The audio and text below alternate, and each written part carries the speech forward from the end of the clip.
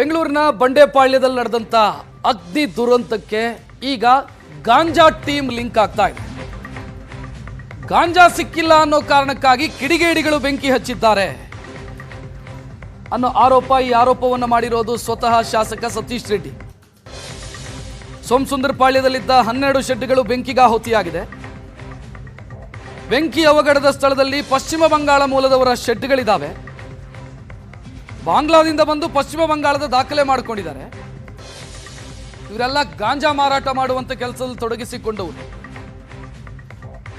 ಇನ್ನು ಗಾಂಜಾ ಸಿಕ್ಕಿಲ್ಲ ಅನ್ನೋ ಜಗಳ ಈ ಬೆಂಕಿ ಅನಾಹುತಕ್ಕೆ ಕಾರಣ ಆಗಿದೆ ಅಂತ ಶಾಸಕ ಸತೀಶ್ ರೆಡ್ಡಿ ಸ್ಥಳಕ್ಕೆ ಭೇಟಿ ನೀಡಿದ ನಂತರ ಆರೋಪವನ್ನು ಮಾಡಿದ್ದಾರೆ.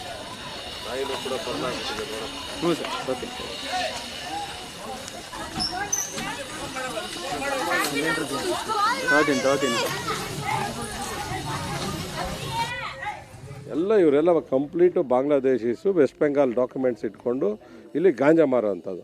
ಮೊದಲಾದರೆ ಇವರು ಗಾರ್ಬೇಜ್ ಪಿಕ್ಕಿಂಗ್ ಮಾಡ್ತಾಯಿದ್ರು. ಈಗ ಗಾರ್ಬೇಜ್ ಪಿಕ್ಕಿಂಗ್ ಬಿಟ್ಬಿಟ್ಟಿದ್ದಾರೆ ಅವರು. ಸುಮ್ಮನೆ ಹೆಸರಿಗೆ ಮಾತ್ರ ಗಾರ್ಬೇಜ್ ಪಿಕ್ಕಿಂಗು, ಕಂಪ್ಲೀಟ್ ಗಾಂಜಾ ಮಾರೋದು ಇವ್ರದ್ದು. ಎಲ್ಲ ದಂಧೆನೇ ಗಾಂಜಾ ಮಾರೋದು.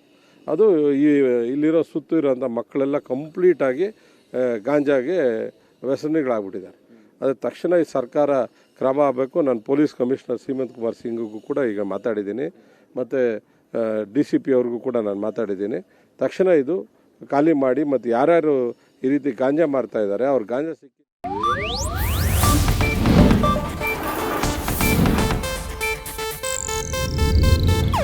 ಇದು ಏಷ್ಯಾನೆಟ್ ನ್ಯೂಸ್ ನೆಟ್ವರ್ಕ್ ಪ್ರಸ್ತುತಿ.